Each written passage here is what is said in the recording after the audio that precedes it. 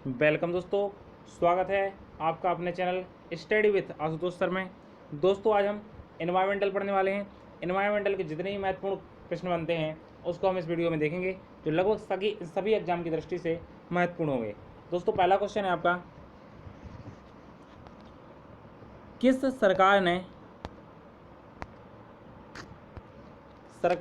सरकार ने मोदी सरकार अभियान लॉन्च किया है? ऑप्शन है दोस्तों आपके पश्चिम बंगाल, त्रिपुरा, नागालैंड, उड़ीसा। तो इसका राइट आंसर क्या हो जाएगा? इसका राइट आंसर हो जाएगा ऑप्शन नंबर डी, उड़ीसा। अगले क्वेश्चन की तरफ आगे बढ़ते हैं। अगला क्वेश्चन है, निम्नलिखित बहुपक्षीय सम्मेलन में से कौन सा स्थायी कार्बनिक प्रदूषक से मानव स्वास्थ्य और पर्यावरण की रक्षा करने के लिए है? ऑप्शन है आपके बॉन सम्मेलन, स्टॉकहोम सम्मेलन, रॉडरमैन सम्मेलन, बेसल सम्मेलन। तो इसका राइट आंसर क्या हो जाएगा दोस्तों? स्टॉकहोम सम्मेलन। राइट आंसर क्या है इसका?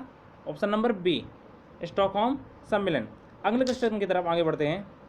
अगला क्वेश्चन है, मोट्रेक्स रिकॉर्ड किसका रजिस्टर है?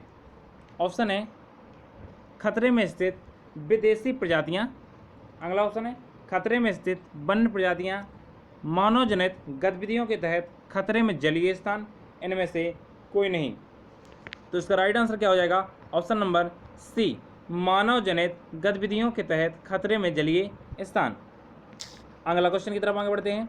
अगला क्वेश्चन है, निम्नलिखित में से कौन सी बीमारी कोयले की खान में काम करने वाले मजदूरों की उम्र कम हो जाती है और उस बीमारी को ब्लैक लंग्स बीमारी कहा जाता है?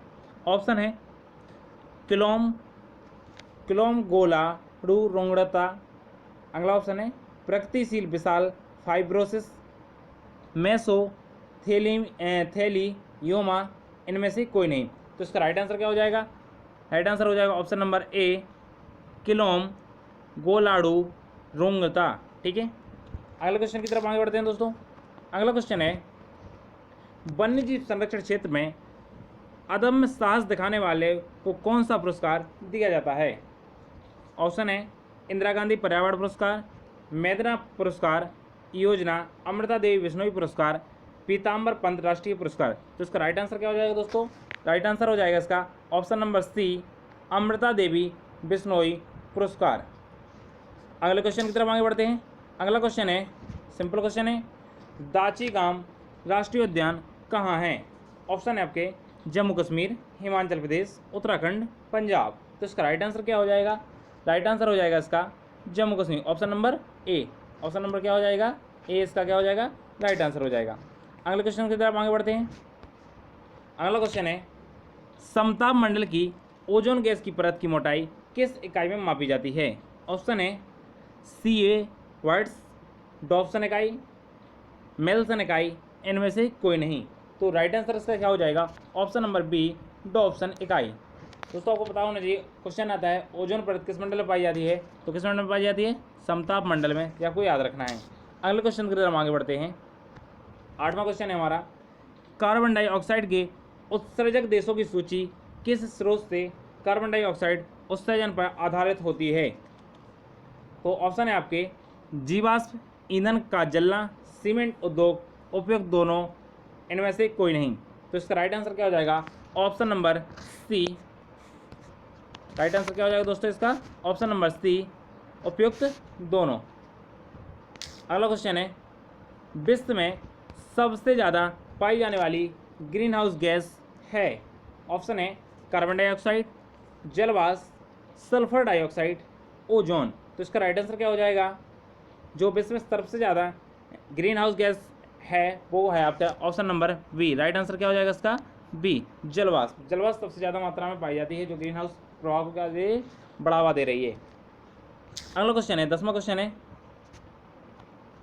कॉर्टना प्रोटोकॉल किसके सुरक्षित उपयोग और स्थानांतरण और डैडलिंग के बारे में है?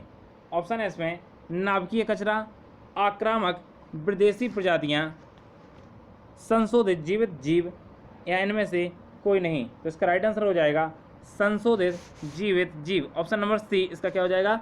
राइट आंसर हो जाएगा। अगला क्वेश्चन है, रेड डाटा बुक किन किन खतरे में स्थित प्राणियों की लिस्ट है। ऑप्शन है आपके जानवर, पेड़, फुंगी। अब इसके ऑप्शन ऐसे दिए गए हैं, जानवर, पेड़, फुंगी, इनमें से ऑप्शन में बताना है राइट आंसर क्या होगा। पहला है केवल पहला और दूसरा, केवल दूसरा और ए तीनों। तो इसमें मतलब रेड डाटा बुक के खतरों के प्राणियों की लिस्ट देती है, तो इसका राइट आंसर हो जाएगा ए तीनों, डी। इसका राइट आंसर क्या हो जाएगा, डी, ए तीनों। अगला क्वेश्चन है जैव विविधता हॉटस्पॉट के रूप में घोषित होने के लक्षण क्या हैं।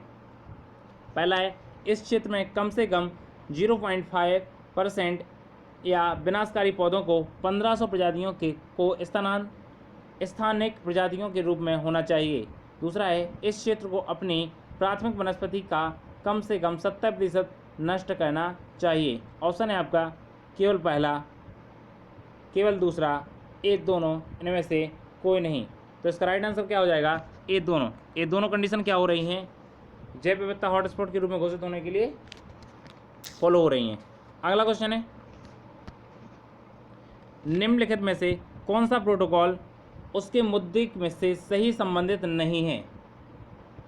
तो इसमें पहला है 1987 का मॉन्ट्रियल प्रोटोकॉल डेस्क्रिप्टिव ओजोन क्षयकारी पदार्थ।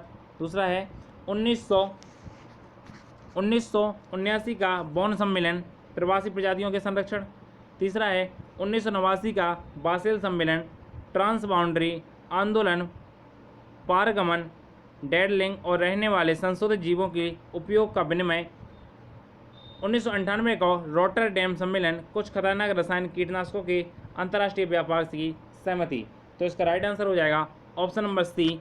ऑप्शन नंबर सी है जो इसका क्या करना नहीं हो रहा है, मैच नहीं हो रहा है, जो गलत है इसमें। अगला क्वेश्चन है पश्चिमी घाट पारिस्थितिक विशेषज्ञ पैनल के अध्यक्ष कौन हैं। आर के पचौरी, वंदना शिव, माधव गाडगिल, प्रदीप कृष्णन। तो इसका राइट आंसर क्या हो जाएगा, option number C, Madhav Gadgil. अगला क्वेश्चन है शेर की पूंछ वाला मकाक किस वन्य जीव रिजर्व में पाया जाता है। ऑप्शन है नीलगिरी, देहांग दिबांग, नौकरैक, इनमें से कोई नहीं। तो इसका राइट आंसर क्या हो जाएगा, नीलगिरी। नीलगिरी में क्या पाया जाता है, शेर की पूंछ वाला मकाक पाया जाता है, वन्यजीव पाया जाता है। अगला क्वेश्चन है भारतीय जलीय निकायों में एक परेशानी घास के रूप में प्रदूषण निकालने के लिए एक जलीय जीव को अमेरिका से पेश किया गया, इसका क्या नाम है। ऑप्शन है इसके नागफनी, एल्गी ओल्पस, जलकुंभी, पिस्टिया। तो इसका राइट आंसर क्या हो जाएगा, ऑप्शन नंबर बी, एल्गी ओप्लस। अगला क्वेश्चन है दोस्तों नाइट्रोजन चक्र में मिट्टी नाइट्रेट को मुक्त नाइट्रोजन में किसके द्वारा बदल दिया जाता है। ऑप्शन है नाइट्रीफाइंग बैक्टीरिया, डिनाइट्रीफाइंग बैक्टीरिया, एमोनोफाइंग बैक्टीरिया, या इनमें से कोई नहीं। तो इसका राइट आंसर क्या हो जाएगा, डिनाइट्रीफाइंग बैक्टीरिया, ऑप्शन नंबर बी। अगला क्वेश्चन है सल्फर डाइऑक्साइड के प्रदूषक को जैविक सूचक है। ऑप्शन है काई, धुआं, ब्रायोफाइटा, इनमें से कोई नहीं। तो इसका राइट आंसर क्या हो जाएगा, ऑप्शन नंबर ए, काई। सल्फर डाइऑक्साइड के प्रदूषक का जैविक सूचक कौन है, काई है, जो आप जाओगे तो तालाबों और नदियों के किनारे आपको आसानी से देखने को मिल जाएगी। अगला क्वेश्चन है पानी के फैन अजोला और साइनोबैक्टीरिया अन्नाबेना या एनाबेना के का भी नाम इसको बोलते हैं, तो अन्नाबेना के बीच संबंध है। क्वेश्चन फिर से सुन लेना दोस्तों, पानी के फैन अजोला और साइनोबैक्टीरिया अन्नाबेना के बीच संबंध है। ऑप्शन है आपके सहजीवी, पारस्परिक, परजीवता, आत्म सहयोग। दोस्तों जो दो पौधे हैं जो सहजीवी रूप से क्या करते हैं, जीवन यापन कहते हैं, तो इनके बीच जो संबंध है वो कौन सा है, सहजीवी। अगला क्वेश्चन है आपका निम्नलिखित में से कौन सा मूंगा चट्टान का क्षेत्र नहीं है। ऑप्शन है मन्नार की खाड़ी, खंबात की खाड़ी, लक्षद्वीप, अंडमान निकोबार द्वीप समूह। तो इसका राइट आंसर क्या हो जाएगा, खंबात की खाड़ी। खंबात की खाड़ी में क्या नहीं पाई जाती, मूंगा चट्टान नहीं पाई जाती। दोस्तों अगर आपको मेरा वीडियो पसंद आता है तो चैनल को सब्सक्राइब करें, वीडियो को लाइक करें और वीडियो को शेयर करना ना भूलें।